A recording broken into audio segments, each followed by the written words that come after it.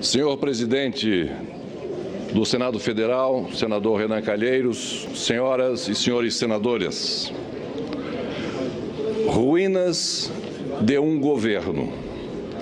Este é o título de uma obra clássica de Rui Barbosa de 1931.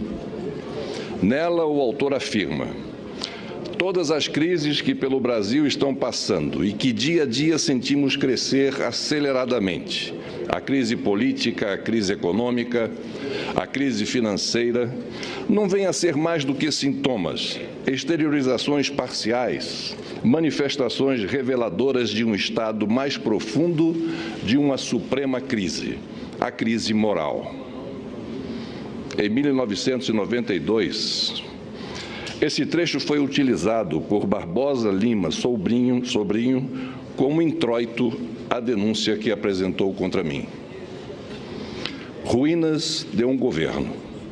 É a expressão de Rui Barbosa para invocar as crises que atingiram o Brasil nos anos 30. Senhor presidente, jamais o Brasil passou como hoje por uma confluência tão clara, tão entrelaçada e aguda de crises na política, na economia, na moralidade e na institucionalidade. Chegamos ao ápice de todas as crises. Chegamos às ruínas de um governo, às ruínas de um país. Este é o motivo pelo qual aqui e agora discutimos possíveis crimes de responsabilidade da Presidente da República. Não discutimos crimes comuns, isto é pacífico. A estes a Constituição reserva o juízo do Supremo Tribunal Federal. Ao Senado da República cabem a pronúncia e o julgamento quanto aos crimes de responsabilidade. Esta é uma diferenciação importante. Aqui julga-se responsabilidade. Em 1992, em processo análogo, bastaram menos de 4 meses entre a apresentação da denúncia até a decisão de renunciar no dia do último julgamento. No atual processo, já se foram mais de 8 meses.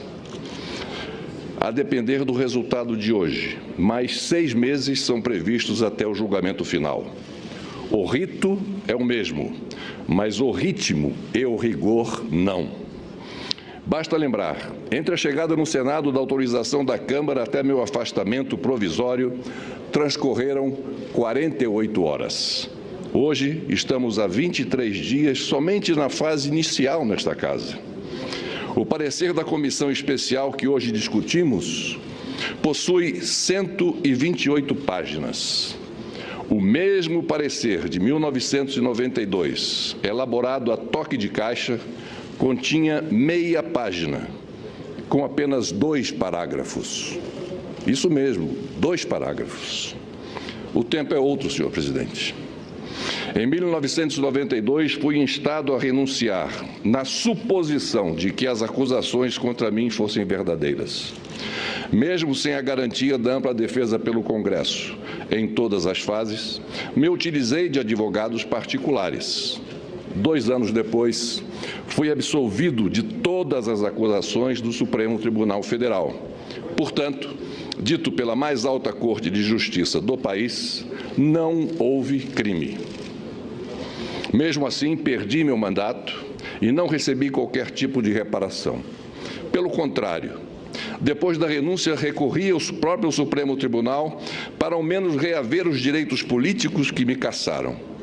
Mesmo se tratando de matéria eminentemente constitucional, direitos políticos, alheia ao mérito do impeachment, o Supremo negou o mandado de segurança sob a alegação de que não cabia à Corte se pronunciar sobre decisão do Senado, ainda que tomada após minha renúncia. À época dessa apreciação, o ministro Paulo Brossard chegou a ser interpelado pelo ministro Moreira Alves. Este chamou atenção para a incoerência do voto de Brossard, já que em seu livro sobre impeachment, o ministro defendia a impossibilidade do julgamento após a renúncia e, em seu voto, se manifestava de forma inversa. Ao se defender, Brossard se limitou a dizer: ministro Moreira Alves, livro é livro, voto é voto. E, para se justificar, assinalou: aspas, absolutória ou condenatória, justa ou injusta, sábia ou errônea, da decisão do Senado não cabe recurso direto ou indireto. Mas isto não é novidade. Todo órgão, seja de que natureza for, que decide em única ou última instância, decide inapelavelmente, acerte ou erre, encerra Brossard. Desculpem-me por voltar no tempo, mas o momento exige. Ainda na denúncia de 92, Lima Sobrinho pregava e até profetizava. Escreveu ele: nos regimes democráticos, o grande juiz dos governantes é o próprio povo. Representar o povo significa, nos processos de impeachment, interpretar e exprimir o sentido ético dominante diante dos atos de abuso ou traição da confiança nacional. A suprema prevaricação que podem cometer os representantes do povo em processos de crime de responsabilidade consiste em atuar sob pressão de influências espúrias ou para a satisfação de interesses pessoais ou partidários. Em suma, o presidente é de ser julgado com base nos largos e sólidos princípios da moralidade política, encerra Lima Sobrinho. Pois bem, senhor presidente, todas as tragédias que se podem imaginar reduzem-se a uma mesma e única tragédia: o transcorrer do tempo. É o mesmo tempo imperioso do mundo que nos traz à razão.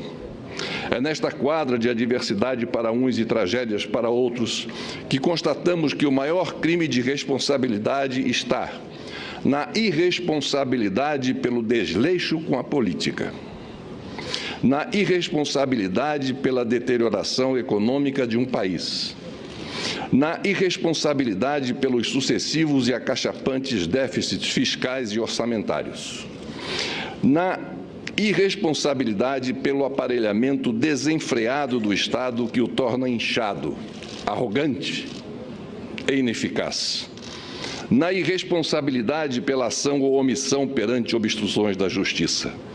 É crime de responsabilidade, senhor presidente, a mera irresponsabilidade com o país, seja por incompetência, negligência ou má-fé. Mas não foi por falta de aviso. Desde o início deste governo, fui ao longo dos anos a diversos interlocutores da presidente para mostrar os problemas que eu antevia e que desembocaram nesta crise sem precedentes. Falei na minha convicção, dentro da minha convicção, dos erros na economia, na excessiva intervenção estatal, nas imprudentes renúncias fiscais. Falei da falta de diálogo com o parlamento.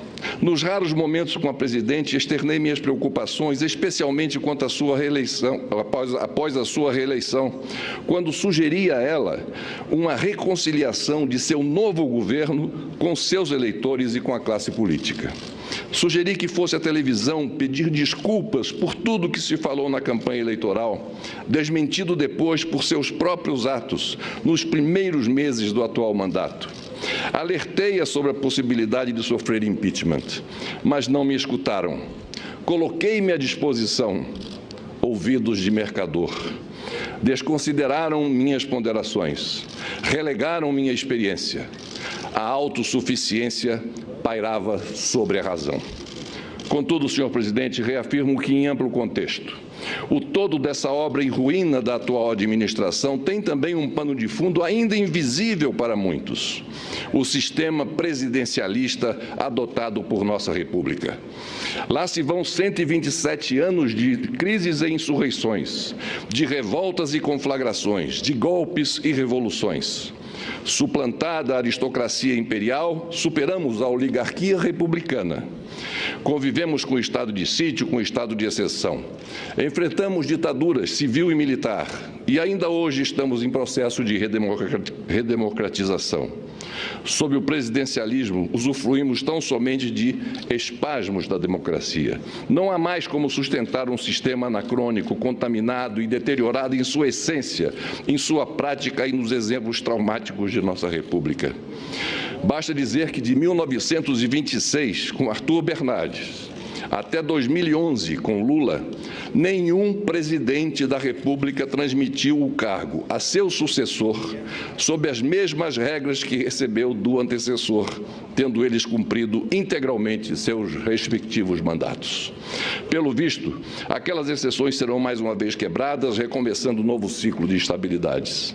Não podemos mais rechear nossa história com deposições, suicídio, renúncias e impedimentos. Não existe fórmula mágica dentro do nosso presidencialismo, ainda mais com uma lei nos moldes da 1079, a ressurrecta, que dá margem a permanentes ameaças a qualquer governo. Não há como recuperar esse modelo de coalizão, de cooptação e fisiologismo que envergonham a classe política. Enfim, não há como continuar tentando formar um número salvador simplesmente somando zeros. Os partidos, mais do que votar, precisam formular políticas. Por tudo isso, o sistema está em ruínas. E ruínas, senhor presidente, demandam reconstrução. Reconstrução requer determinação, que, por sua vez, exige conscientização e admissão da verdade. Há 11 anos vimos o choro de parlamentares decepcionados com as agruras e a verdade crua de um partido.